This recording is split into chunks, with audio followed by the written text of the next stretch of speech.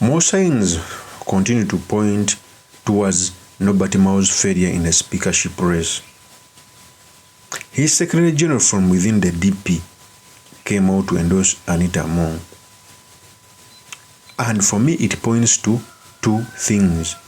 Either they are using the party for deals, or there is a poor administration in Norbert Mao in the DP. Siranda said these statements. For me, I am a member of parliament representing Uganda in the East African Parliament, basically because my mother, Honorable Anita MAO, allowed.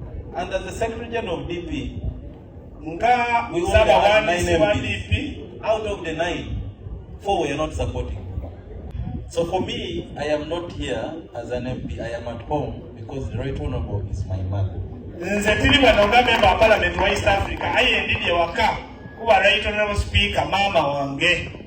And the world knows that you are my mother. Erensi yona yona idinti oli mama. My party leadership knows you are my mother. Pate ya DP nechibina cha DP chididi niwe mama wange. They have written that you paid me. That's why I'm not saying I support a particular candidate, but I say she is my mother. You made me who I am.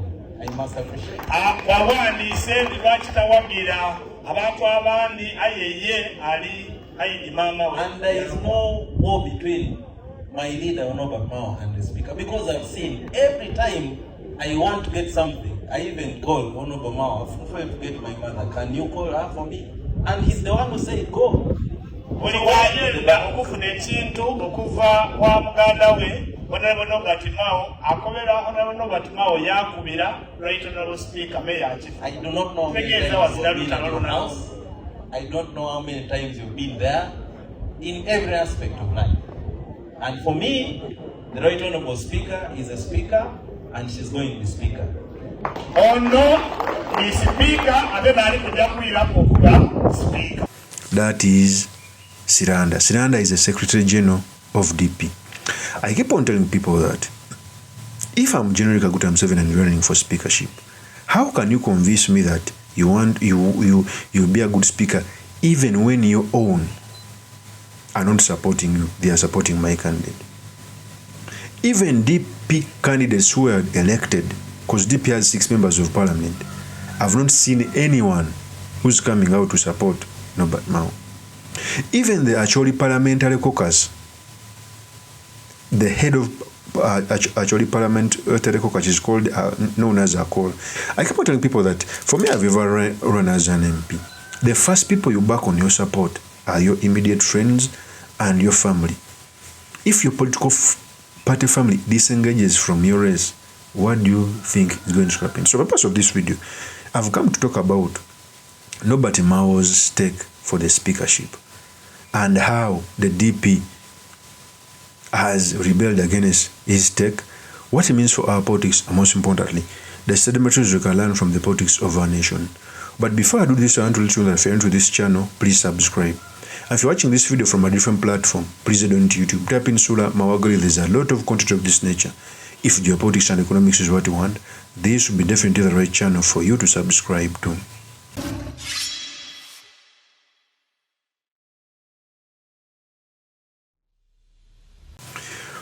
The one thing I agree is Norbert Mao is one of the wise leaders.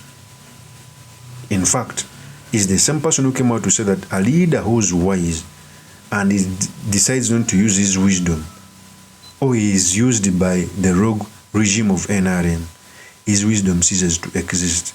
Those are the comments.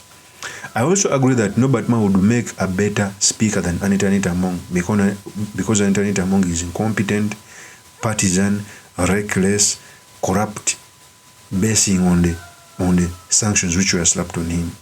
But how can Norbert Mao confuse us when the upper echelon of the DP is not coming to support him? The first one was his vice president of the party, Mukasa mbidde. He came out to say that he's not going to support Norbert Mao. In fact, let me just remind you what he said. Here's the tape. As the deputy president of the party, I can safely guarantee that I got shocked when I heard of course, the intents and purposes by my brother, Honorable Norbert Mao, running for speakership. without having the same debated and generally acceded to by our party. I think we needed to have it given our quick and substantive thoughts, to the extent that we need now to explore what are the normative instruments establishing our cooperation with the NRM. The cooperation agreement itself expires before the election of the Speaker. In my opinion, then, we don't have the locus to definitely even vie for positions where the NRM has got an upper hand. Number two, we don't have the membership in the House that can occasion the ability for any of our candidates to win. Now, making sure that all we have to do is to be blessed by the chairperson of the National Resistance Movement, the President of Uganda, if we are to win. The same way we have been winning for Yala and all the other material, of course, positions that we have vied for as a Democratic Party for the last 15 years. The Right Honorable Anita Mong, they are, of course, they are serving a peremptory and apodistic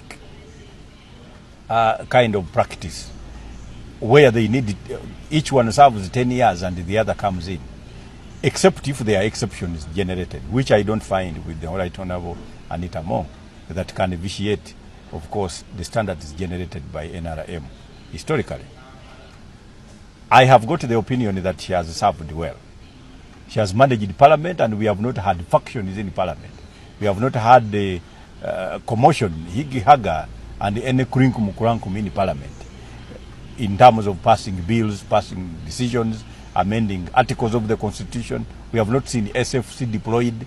So she has managed the Parliament in such a way that it has sailed with absolute intent. In my opinion, that must now make sure that we give her the support, we get behind her, that she completes this term of office for intent and to illuminate the future course of both our cooperation and, of course, the House itself. I do not approve of the mechanism with which I think some supporters are leading my president to begin speaking in a manner that is kindly becoming derogatory. When you become derogatory in a campaign where you don't have voters, you become delusional. And in my opinion, I think that would be misguiding my party president. Let him get back. We run our party. We have work to do. And I think let him continue with his role in the executive arm of government than venturing into other arms where I don't find any hopes that we can definitely win. I will be supporting the Right Honorable Anita Mong, not as a voter because I'm not in Parliament, but I think I will give it my weight, the necessary weight that will, of course, be a contribution for the betterment of our country. That is Mukasa mbidde. For Mukasa mbidde, it was believable because he's a dealer. Mukasa mbidde, the Ugandans will understand Mukasa mbidde. Mukasa mbidde is a dealer, and I think it's the reason that's why he has not gotten a chance to be elected through universal suffrage. He has stood for 5 times failing. He's a dealer.